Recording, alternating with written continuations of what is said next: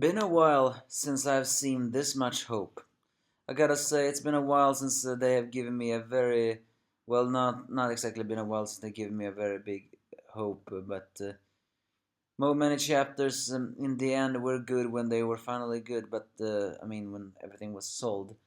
But yeah, this is Shokugeki no Soma, and I am the Angry Anime Fan, the Despair Reviewer, and I gotta say, I liked this one. Megashima did win after all. The only thing I lamented is we did not see anything of it. But it turns out that Charles in Anime World were right.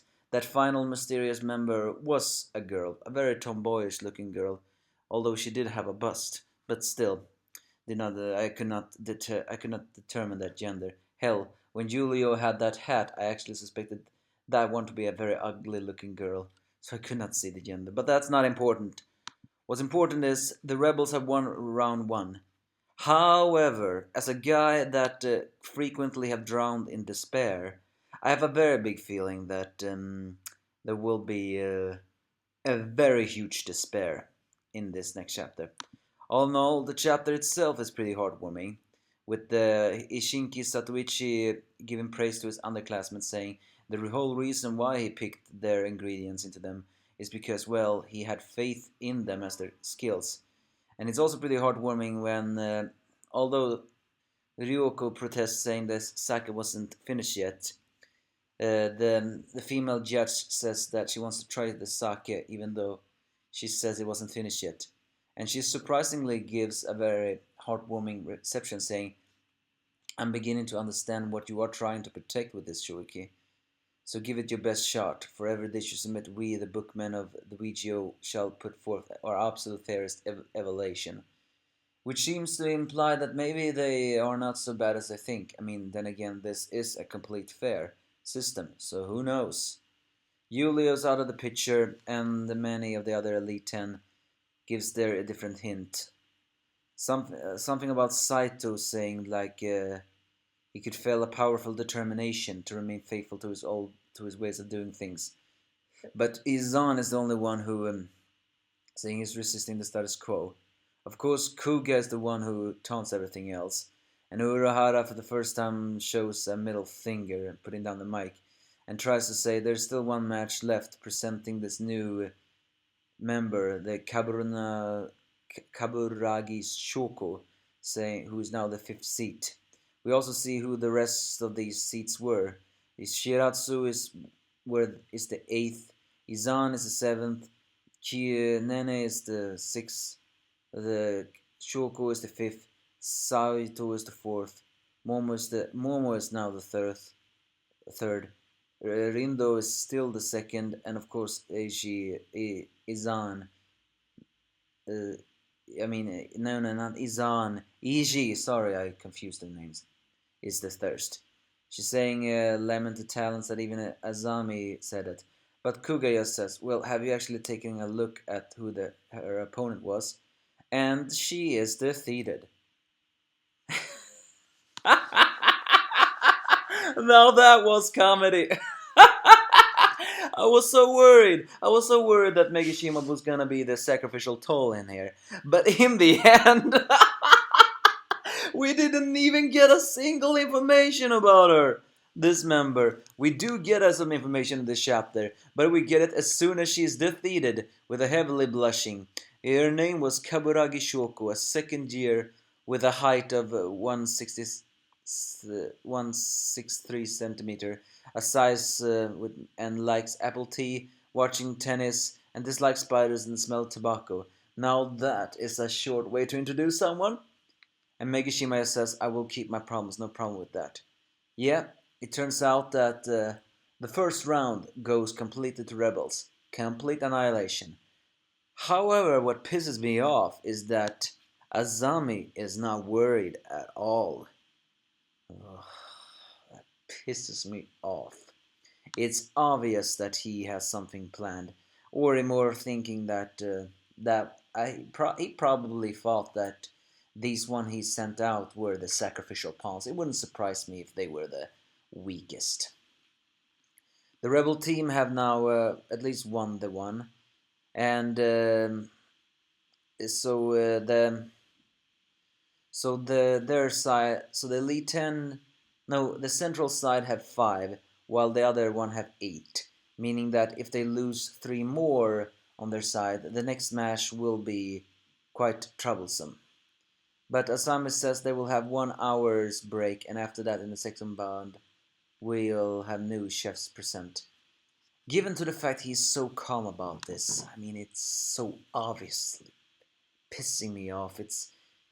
He has a plan. He definitely has a plan. Or moreover, I mean, as I said before, this chapter was so full of hope, but given to the fact that at the same time it's the fact that it was such a clean sweep for the rebels, it's very hinting that next bout will be a bout of only despair. As the rebels and the exiled rebels begin to wonder what they're gonna do, Hisako incorrectly guesses that their enemies are panicking. I do not think the Elite 10 are panicking. First, because they're arrogant, and second of all, as I said before, Asami did not panic. He knew this would happen. But they all believed that Tsukasa and Rindo would appear. And it turns out that Soma wanted to enter in the next bout, but Takumi and Erina said, "No, you need to rest." So the one who volunteered to go out first is Megishima and Subaru. The fact that Megishima says, "But whatever the opponent, the stand attacker will be hitting them with your strongest force. You can send me out anytime." I mean, that's pretty arrogant for a guy like that. I didn't really think he was so much arrogant. But as I said before, we haven't seen a single bit of Megishima's personality. I want a little bit more on his personality! I want to know why he were the only one of the third year of the Elite 10 that did not vote for Asami. I need to know if he's more of a humble man. However, he does say something true. As I said when this duel began, I actually believed that Satoichi and Megishima would be the sacrificial pawns, because it makes sense for the old generation to be defeated first. That way, the Wolf effect really kicks in, and then the rest of the team can win. And also, Subaru says he's gonna send out. If you ask me, Subaru actually sounds like not a typical, but he sounds like a guy that can very well lose. But whoever his opponent is another thing. If his opponent is Izan, then I do not want Subaru to lose, because if you think about it, Subaru defeating Izan will be the perfect way to say, "Hey, look at me now, boss. I'm not the way I was before." But Subaru winning, Okay, I said before, I did not want Megishima to lose last round, and he did not lose. But now that he won, I can begin to agree. Okay, maybe now he can lose. However, the third player, I highly think he will lose. Not because of his opponent is, but because simply he seems just like the sacrificial player in all of this. And that is Kuga, who have met up with Sukasa, wondering that are you gonna enter the tournament? So he says while his hand is still shaking, "Battle me in the next Shokugeki." Will he do it? Who knows? But it's clear that Kuga is only in this battle to battle Tsukasa. So now he will have it. And if Kuga and Tsukasa really do square off in the next round, yeah, I actually think Kuga will lose. I believe that Kuga is the one and only true sacrificial pawn of the Shogeki. However, who will be their opponents? Will Rindo really appear in the next round? If she appears, then and whoever her opponent will be, then yes, I agree. I think she will win, but only because of the Wolf effect. She needs to defeat one just in order to prove to us just how dangerous she really is. So Megishima and Kuga, they sound like the most likely ones to kick. However, depending who Subaru meets, Subaru is the only one who wondering, Maybe and maybe not. So we see. But Megashima and Kuga, I believe now it's a little bit stronger that they will lose.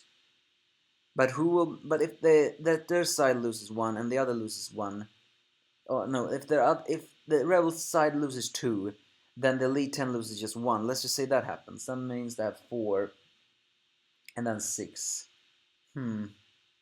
And then they can send out the last three. Hmm. It's gonna be a difficult match to predict, but it wouldn't surprise us if next round, the second round, is only a round of despair. But give me still your thoughts, if you have any.